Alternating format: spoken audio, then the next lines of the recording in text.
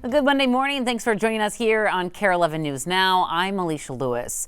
Well, by the end of the day today, the federal government is expected to respond to a lawsuit to get ICE out of Minnesota. Megan McPherson's in the newsroom with what comes next. The lawsuit was filed by Attorney General Keith Ellison last week, seeking to halt what he has described as an invasion of the Twin Cities. A judge choosing not to issue a temporary restraining order. Instead, she set today as the deadline for the federal government to respond.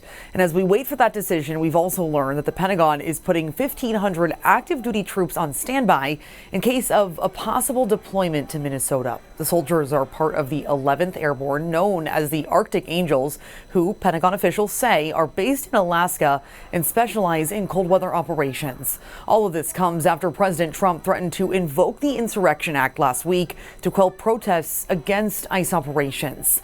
Mayor Jacob Frey said this move, if taken by President Trump, would be a, quote, shocking step with the purpose of intimidation. We don't need more federal agents to keep people safe. We are safe.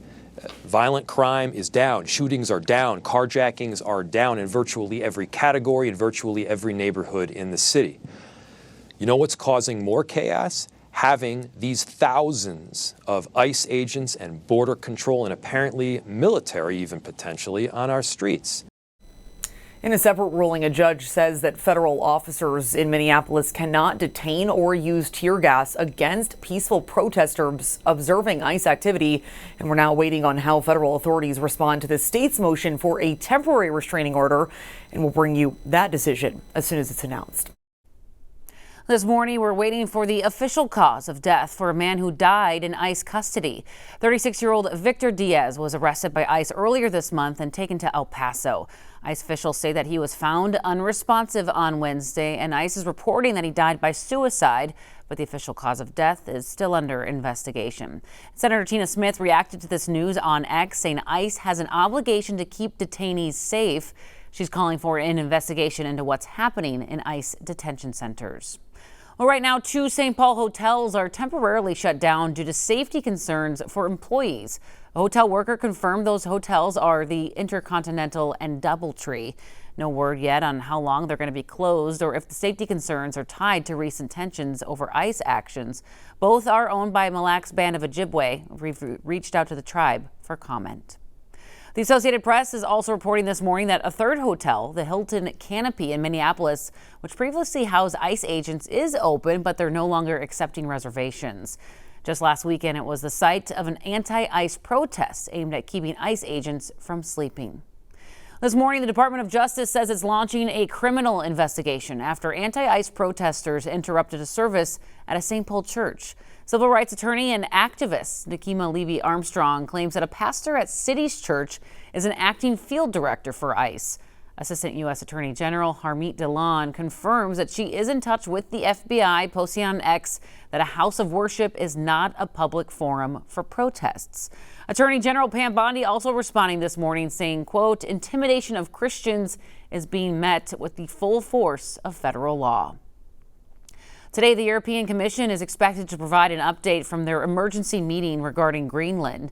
That was called after President Trump threatened new tariffs on 8 European countries. Protesters took to the streets in Greenland, upset with the attempt to take over their territory. The Trump administration says it's essential to U.S. national security. They're proposing a 10% tariff on the EU, which is one of the U.S.'s largest trade partners.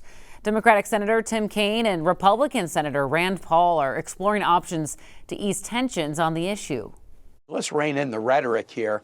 These discussions, they're not helpful because they're pushing allies away from us rather than forging the stronger relationships with allies that we need. Now, European leaders have blasted President Trump's actions, including French President Emmanuel Macron, who said on social media, quote, we will ensure that European sovereignty is upheld. This morning, millions of Americans are honoring Martin Luther King Jr. in many ways. And today, Minnesotans will remember him during an annual breakfast in Minneapolis. Our Audrey Russo is at the Minneapolis Convention Center with more.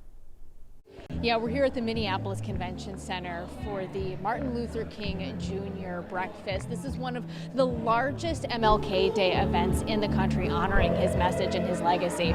So we wanted to talk to the man behind the music today, William Bake Show Baker. Tell me a little bit about why you wanted to come out and do this event today. Well, one of the biggest reasons because an icon such as Martin Luther King Jr. and just celebrating his holiday. And with all the stuff that's going on here in Minnesota, you know, with all the known things, we, don't want to name it too much and give it any light, but just to come in solidarity in a situation like this and just show that we are being united and doing some great things together. So why would I not be here for this? Absolutely, and the theme this year is Make a Career of Humanity. Tell me a little bit about what that means to you. Well, I'm an educator, so I've been an educator for 25 plus years, and so with Freedom Schools, so big shout out to Freedom Schools. It's a summer program that's changed my life, and so with all the things that's going on here in Minnesota and around the world, we have to figure out how to come together and just humanity just coming together. It's hard because I get emotional when I'm thinking about all the things that's going on, and I have children, I'm a grandfather, and so just knowing that I am a person that they can look at that's always going to stand in the gap, and so this is my way of giving back and standing up. Thank you so much for your time, and it's important, I think, talking about the young people as well, because the proceeds from this event will go towards UNCF's mission of getting young people in the Twin Cities to and through college. Again, this is the MLK breakfast here at the Minneapolis Convention Center happening today. Back to you. Audrey, thank you. And here's a look at the other events happening in the Twin Cities today. There's an MLK Jr. Day celebration at the Powderhorn Recreation Center. That goes until 1:30. Over in St. Paul, Ordway Center for Performing Arts hosts the 40th One Dream, One Minnesota celebration. That starts at 10 and goes until just past noon.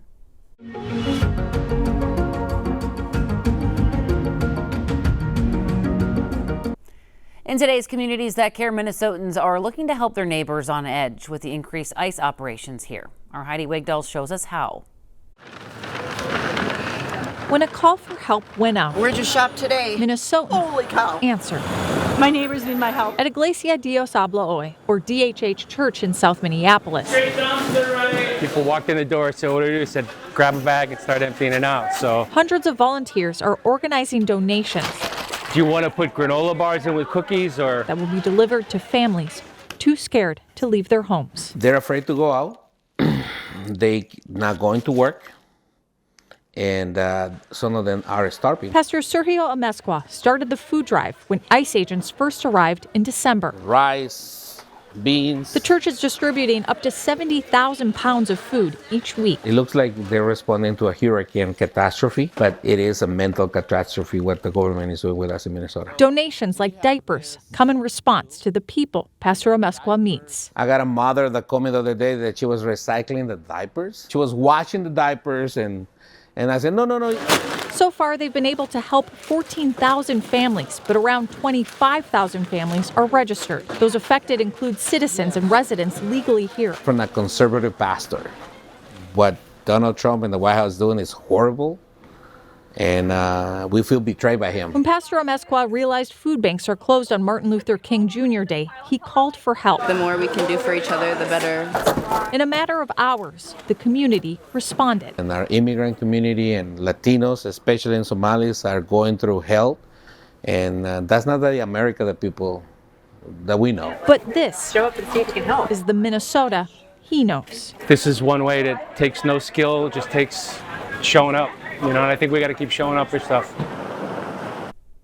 And the pastor says they can't possibly help everyone, so they're hoping that even more churches can get involved and they can train them to do what they're doing. We've also seen a lot of local businesses taking in donations and raising money as well.